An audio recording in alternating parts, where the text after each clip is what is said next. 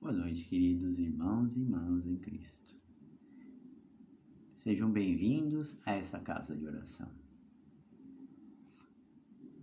Se sintam abraçados e acolhidos por nosso Mestre Jesus. Hoje eu trouxe para nossa reflexão o capítulo 5 do Evangelho segundo o Espiritismo, Bem-aventurados aflitos. E como em minhas palestras, eu sempre leio pequenos trechos do Evangelho segundo o Espiritismo para que possamos tirar os ensinamentos desses trechos. São trechos contidos na Bíblia. Então peço licença para ler esses trechos. Bem-aventurados os que choram, porque serão consolados. Bem-aventurados os que têm fome e sede de justiça, porque serão fartos. Bem-aventurados os que padecem perseguição por amor à justiça, porque deles é o reino de Deus.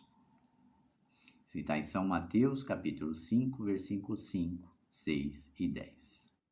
Bem-aventurados vós, os pobres, porque vosso é o reino de Deus. Bem-aventurados que agora têm fomes, porque sereis fartos. Bem-aventurados vós que agora chorais, porque rireis. Isso está em São Lucas, capítulo 6, versículo 20 e 21. Mas ai de vós, ricos, que tendes no fundo a vossa consolação. Ai de vós, os que saís fartos, porque tereis fome. Ai de vós, o que agora rides, porque gemereis e chorareis. Isso está em São Lucas, capítulo 6, versículo 24 e 25. Então, esse último trecho que a gente leu de São Lucas, para poder facilitar o entendimento, vamos falar de uma parábola de Jesus. Parábola eram pequenas histórias que Jesus contava da época dele, com elementos da época dele, para facilitar o entendimento das pessoas, né? Então a gente vai falar da parábola do rico e do Lázaro. Havia um homem rico que se vestia maravilhosamente e que todos os dias se banqueteava. Havia também certo mendigo, chamado Lázaro, que era cheio de chagas, que estava deitado no seu portão, esperando para comer as migalhas que sobravam do seu prato. Mas ninguém dava para ele, e os cães vinham lamber-lhe as feridas. Essa é uma proclamação da lei da caridade, né? Da lei da caridade, né? Que nesse caso está faltando, né? Aquele que tem mais tem que contribuir com aquele que tem menos, né? Então, nesse caso, podemos perceber que o rico não se importava com isso. Se importava em se cuidar de si, né? O rico cuida do quê? Do corpo, esquece do seu espírito. Se entrega aos gozos da matéria. E uma das grandes dificuldades da riqueza é dessas tentações que temos, né? Que é o egoísmo, o orgulho, a vaidade, cultivar os prazeres da luxúria, que são os prazeres da carne, né? E ele é escravo do reino do mundo. Enquanto Lázaro representa os excluídos da sociedade, aqueles que sofrem sem acusar a Deus e os outros, que desprezam os bens terrenos, que buscam quem? As coisas mais importantes, que nem a ferrugem, como Jesus disse, vão corromper, que são as coisas de Deus. São pacientes, resignados, aceitam as coisas que não podem mudar. Creem na vida futura, esperando a glória que são reservados por Deus. E morre o mendigo, né?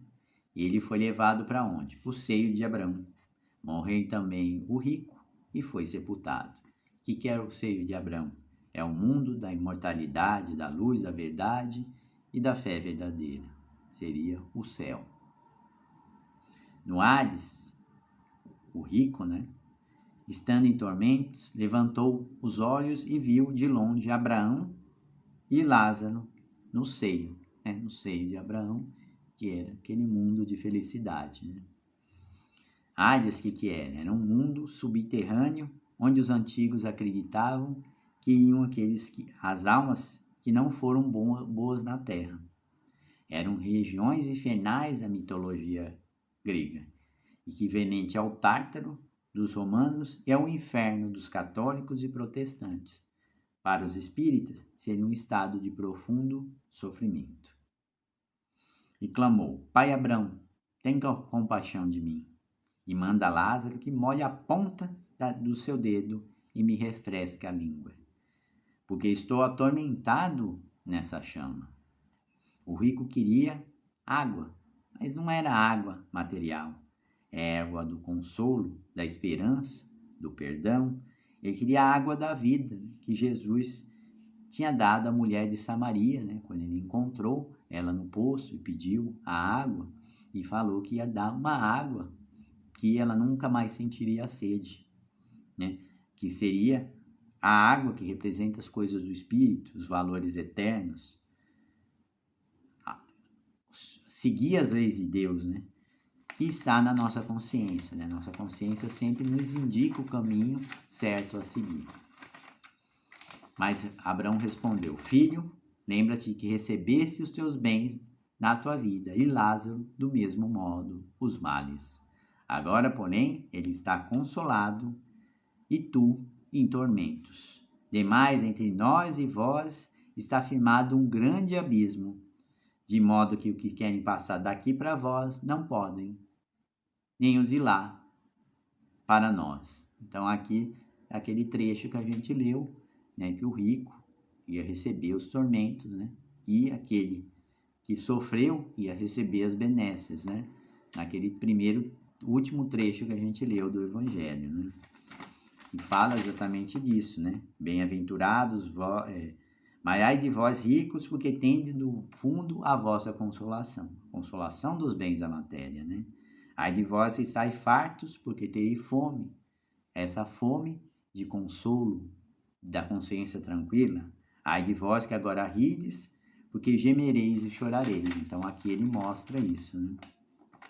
O rico só cuida então do quê? Do corpo, da matéria, enquanto o Lázaro cuida da parte mais importante, que é do espírito imortal. Ele paga suas dívidas e se eleva a Deus, recebendo sua recompensa.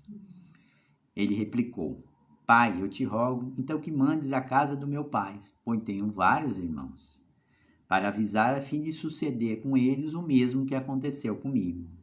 Mas Abraão disse: Eles têm Moisés e os profetas, que ouço.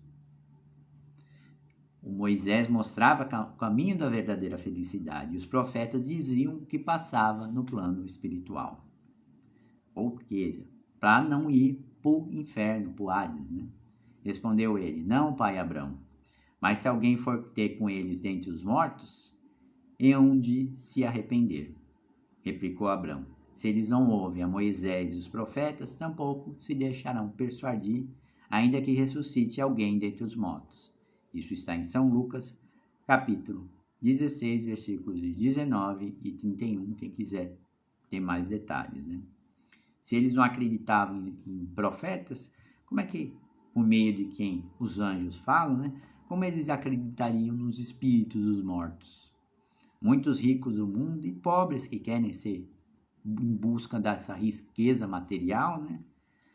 Não escutam ninguém. E mesmo que escutassem, achar que aquilo era uma alucinação, uma loucura, né? Uma tolice, né? Então não acreditariam, né? Então agora voltamos. O que Jesus quis dizer com bem-aventurados os que choram?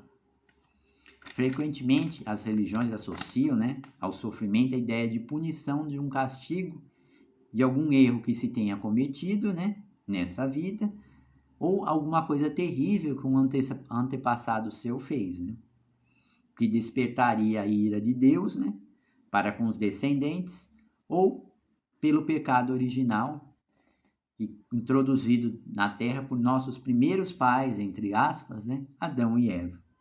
Segundo as Escrituras, eles cederam à tentação, desobedeceram a lei de Deus e gerido o fruto proibido.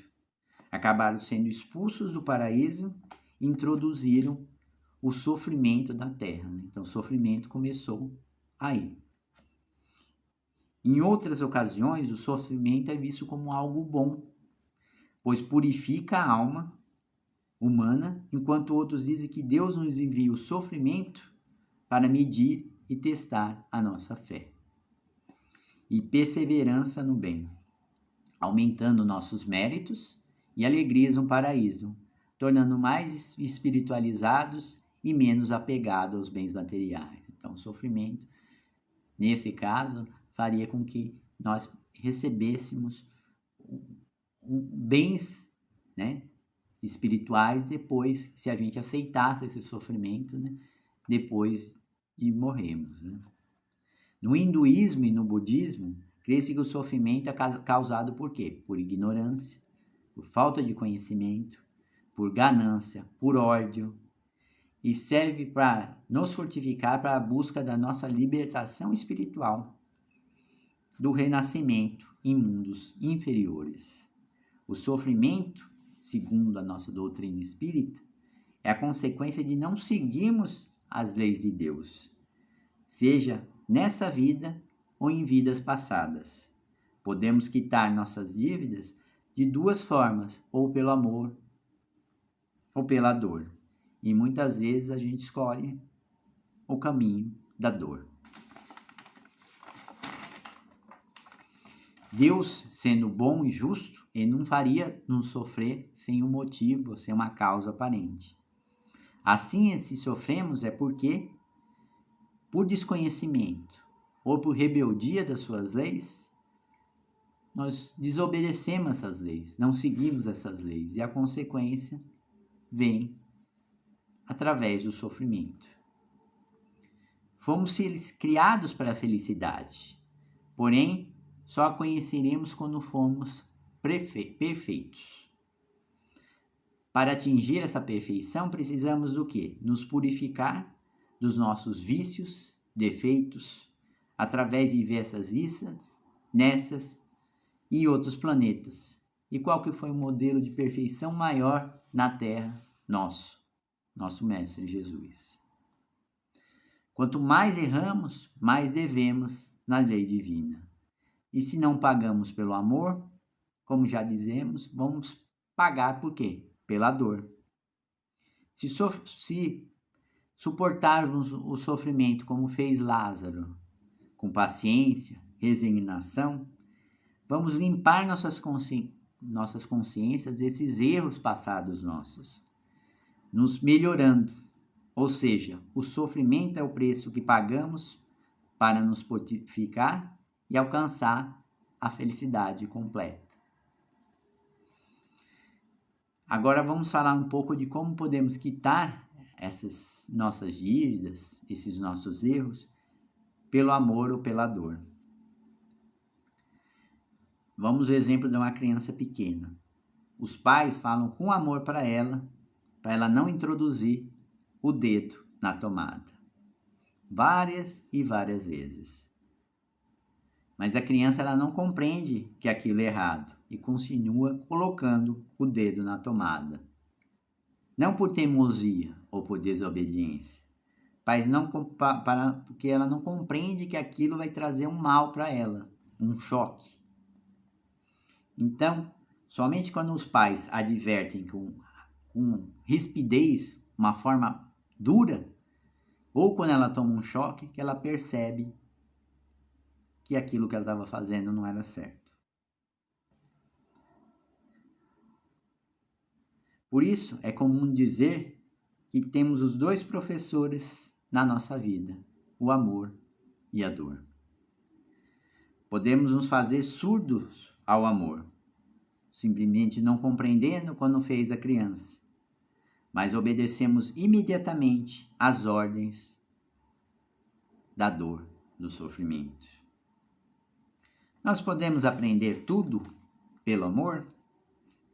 Dificilmente no mundo que nós vivemos, um mundo atrasado, né, nós aprendemos muito mais pela dor, pelo sofrimento. Desde criança somos orientados por nossos pais, por pessoas mais velhas, para a gente executar as coisas com amor, com a experiência que eles tiveram em relação a determinadas coisas. Alguns conseguimos, mas muito a gente prefere sofrer para aprender. Ah, não, meu pai não sabe de nada, ele fala besteira, e nós só conseguimos compreender determinadas coisas quando nós nos tornamos adultos. Quando nós passamos por aquilo e lembramos dos conselhos daqueles que nos falaram antes. Mas como a dor ensina? É que a dor é mais experiente que o amor. A dor nos pega de jeito, como não quer nada. E quando nós menos esperamos, nós estamos refletindo. O que o amor levaria meses, a dor, em minutos a gente percebe. O que o amor levaria várias e várias vidas, às vezes em horas, a dor nos ensina. Ela faz a gente sentar, refletir, pensar. A dor física revela que tem alguma coisa de errado com o nosso corpo.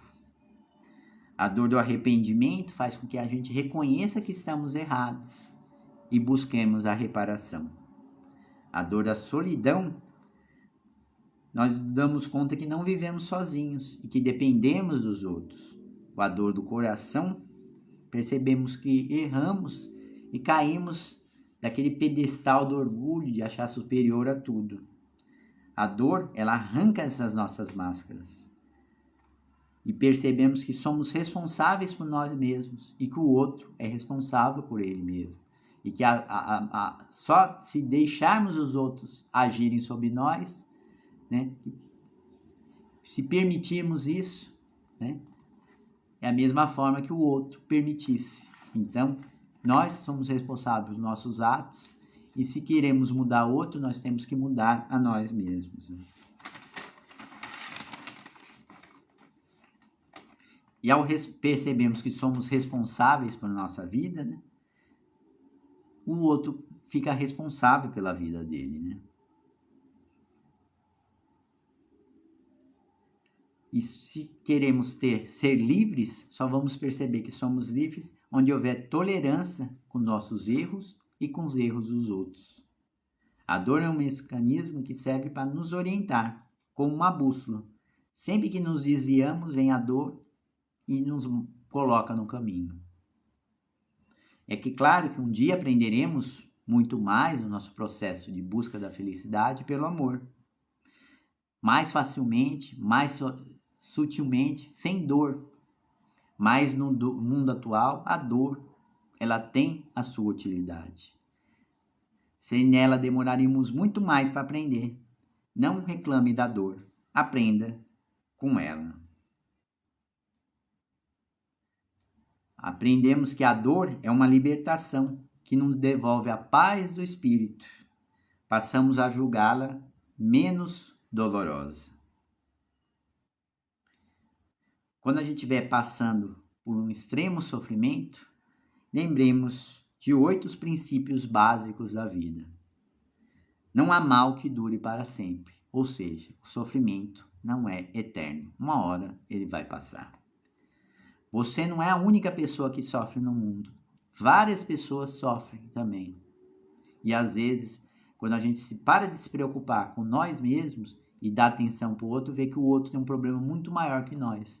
E a gente consegue ajudar eles e, de certa maneira, consegue conformar os nossos sofrimentos. Pense que se o sofrimento fosse menor, nós não aprenderíamos. Ele não provocaria uma mudança radical na nossa forma de agir e de pensar. Quando nós estamos bem, muitas vezes a gente esquece de Deus, não procura nada. Muitos de nós que estamos aqui no centro, nós procuramos o centro por causa da dor, do sofrimento e não por o amor. Tal como uma criança ela grita, se debate quando ela toma uma vacina, nós também reclamamos e esperneamos quando Deus dá uma vacina dolorida da vida. O sofrimento, advindo das nossas dificuldades, tem o poder de fortalecer nosso espírito e libertar das futuras doenças da alma. Uma grande lição do sofrimento é que só aprendemos uma coisa quando a realizamos e sentimos. Por isso, mesmo Deus nos coloca num mundo de sofrimento para que, sem nenhuma ajuda nos momentos difíceis, possamos aprender as sagradas lições da vida. Não que sem nenhuma ajuda, nós temos nossos anjos da guarda que nos ajudam, mas a gente tem o nosso livre-arbítrio, a gente pode ouvir ou não ouvir. Muitas vezes, quando a gente comete vários erros, eles se afastam momentaneamente e deixam a gente quebrar a cabeça. Aí, através do dor, do sofrimento, nós pedimos ajuda e conseguimos nos fortalecer, aprender com aqueles erros, né? Saiba que se o sofrimento da vida fossem simples para serem vencidos, o mérito seria pequeno e nós não evoluímos em busca da nossa verdadeira felicidade. Os sofrimentos da vida mundana podem ser comparados aos sofrimentos que a gente passa quando criança. Pois na fase de adulto a gente pensa, pô, pai, como que eu passei por aquela coisa? Como eu fui tão bobo a ponto daquilo? Então é a mesma coisa quando a gente vê não essa vida, mas a vida do Espírito.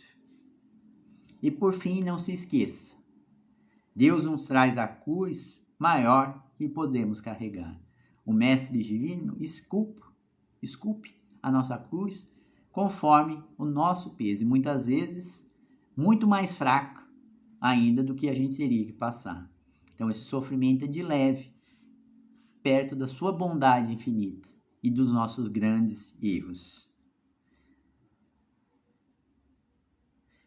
Muitas vezes a gente sofre por antecipação. Maltratamos nosso corpo e acabamos ficando deprimidos. Então tem um casinho, uma história para finalizar hoje que chama Provações do Amanhã. Então, uma pessoa estava no hospital, se recuperando, né, uma doença, e viu uma mensagem no jornal falando que o diretor da empresa que ele tinha trabalhado tinha ido viajar e dispensado todos os funcionários. Aí ele começou a ficar desesperado, começou a perder sua fé, começou a sofrer, né? E em pouco tempo foram levar ele para a mulher dele, que já estava em estado lastimável.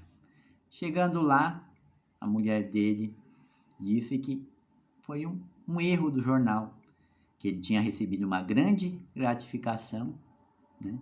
E que o diretor da empresa tinha se despedido de todos os funcionários, né? Então, percebemos como a gente pode ter uma visão precipitada das coisas e trazer um sofrimento desnecessário à nossa alma, né? Prepare-se para dificuldades que vão surgir amanhã. Conserve o espírito sempre sereno e confiante. Muitas vezes a gente não entende pelo que tem que passar. Reclama de Deus, mas não sabe que aquilo vai trazer um fortalecimento para nós. Eu passei por quando meu filho nasceu, eu perdi meu emprego, né? E ele era bem pequenininho, né? As pessoas que podiam contar me viraram as costas. Eu acabei tendo que vir para o interior, que eu morava em São Paulo, né? Morar com a família da minha esposa.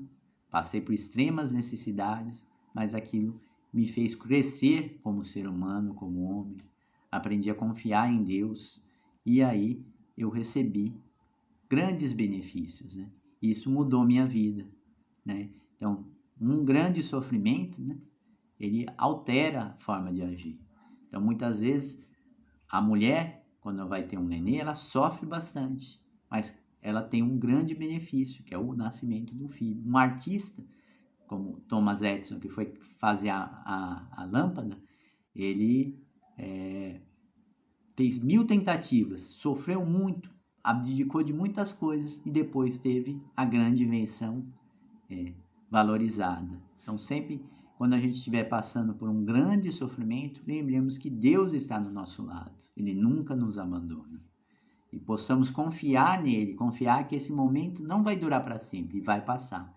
E a gente vai tirar boas lições disso. E vai falar, nossa, olha, se eu não tivesse passado por aqui hoje, eu não seria aquilo, o que sou. Então, aguente firme, tenha fé. Esses momentos que estamos passando são momentos difíceis. Todo mundo está sofrendo, não é só você. Confie, e o grande Mestre Jesus, ele vai nos fortalecer, vai nos amparar. Muita paz, amor e luz. Boa semana a todos e que Jesus os abençoe hoje e sempre.